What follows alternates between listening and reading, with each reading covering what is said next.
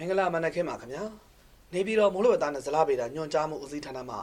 2026ခုနှစ်မေလ23ရက်နေ့မနက်9:00နာရီချိန်ထုတ်ပြန်တဲ့မိုးလေဝသသတင်းများကိုတင်ပြပါမယ်ခင်ဗျာဒီကနေ့မနက်6:00နာရီခွဲချိန်တိုင်းထွာရရှိခဲ့တဲ့အနှိမ့်ဆုံးပူချိန်များမှာ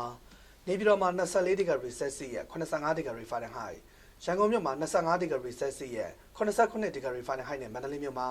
24ဒီဂရီဆယ်စီယပ်85ဒီဂရီဖာရင်ဟိုက်တို့ဖြစ်ကြပါတယ်လေပြင်းအားနဲ့ရဝန်းအချိန်နဲ့ဒီကနေ့မနက်မြန်မာစံတော်ချိန်9:00နာရီခွဲချိန်တိုင်းထွာချက်များအရဘင်္ဂလားပင်လယ်အနောက်တောင်ပိုင်းမှာဖြစ်ပေါ်နေတဲ့လေပြင်းနဲ့ရဝန်းဟာဆက်လက်တည်ရှိနေပါတယ်။အဆိုပါလေပြင်းနဲ့ရဝန်းဟာနောက်36နာရီအတွင်းပုံမအားကောင်းလာနိုင်တယ်လို့ခန့်မှန်းရပါတယ်။ဒီကနေ့မနက်6:00နာရီခွဲချိန်မိုးလေဝသဂျိုဒုမှဖတ်ရရှိတဲ့ပုံရဘင်္ဂလားပင်လယ်အော်မြောက်ပိုင်းမှာတိမ်အနှဲငယ်ဖြစ်ထွန်းနေပြီးကပ်ပလီပင်လယ်ပြင်နဲ့ကြံဘင်္ဂလားပင်လယ်အော်တို့မှာတိမ်အသစ်တက်မှတိမ်တူထက်နေပါတယ်။မြန်မာနိုင်ငံဘက်မှာတော့ရခိုင်ပြည်နယ်၊အေရဝတီတိုင်းဒေသကြီး၊ကရင်ပြည်နယ်၊မွန်ပြည်နယ်နဲ့တနင်္သာရီတိုင်းဒေသကြီးတို့မှာမိုးတိမ်တောင်များဖြစ်ထွန်းလျက်ရှိပြီးအဆိုပါမိုးတိမ်တောင်များရွှေလျားရာနေရာတစ်လျှောက်မှာ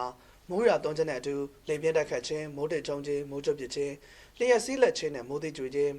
စတဲ့မိုးလေဝသဖြစ်စဉ်များဖြစ်ပေါ်နိုင်မှာသဖြင့်ကြိုတင်သတိပြုနိုင်ပါရန်အကြံပြုအပ်ပါတယ်။ကြံတိုင်းဒေသကြီးနဲ့ပြည်နယ်များမှာတော့တိမ်အနှဲငယ်မှာတိမ်အသင့်တင်ဖြစ်ထွန်းနေတာကိုတွေ့ရပါတယ်။မြမပင်လယ်ပြင်မှာလိုင်းအသင့်တင်ရှိပါမယ်။လိုင်းမြင့်မှာမြမကမ်းရန်ရှောင်းနဲ့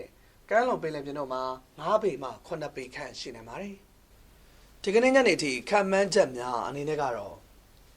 စကိုင်းတိုင်းဒေသကြီးချင်းပြည်နယ်မကွေးတိုင်းဒေသကြီးမန္တလေးတိုင်းဒေသကြီးနဲ့ရှမ်းပြည်နယ်မြောက်ပိုင်းတို့မှာနေရာကွက်ကြားကချင်ပြည်နယ်နေပြည်တော်နဲ့ကယားပြည်နယ်တို့မှာနေရာကျဲကျဲ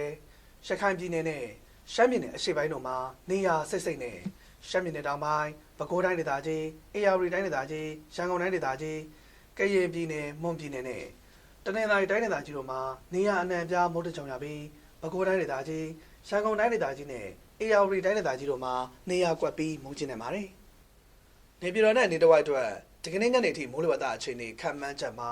နေရာကွက်ကြားမိုးတကြုံကြပါမယ်။အမြင့်ဆုံးပူချိန်မှာ29ဒီဂရီဆယ်စီယပ်84ဒီဂရီဖာရင်ဟိုက်ရှိနေပါတယ်။ရန်ကုန်မြို့နယ်နေတဝိုက်အတွက်ဒီကနေ့ညနေထိမိုးလေဝသအခြေအနေခန့်မှန်းချက်မှာလည်းနေရာကွက်ကြားမိုးတကြုံကြပါမယ်။အမြင့်ဆုံးပူချိန်မှာ32ဒီဂရီဆယ်စီယပ်90ဒီဂရီဖာရင်ဟိုက်ရှိနေပါတယ်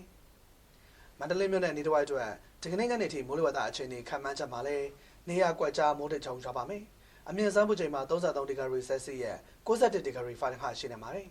။နောက်နေ့ရက်အတွက်ခန့်မှန်းချက်ကတော့မြန်မာနိုင်ငံတောင်ပိုင်းဒေသများမှာထိတ်ချုံးမြင့်အခြေအနေများဖြစ်ပေါ်နိုင်ပါတယ်။အခုတင်ပြခဲ့တာကတော့ဒီကနေ့မနက်9:00နာရီချိန်ထုတ်ပြန်တဲ့မိုးလေဝသသတင်းများပဲဖြစ်ပါတယ်။ကိုယ်စိတ်နှဖျားကျမ်းမာချမ်းသာကြပါစေခင်ဗျာ။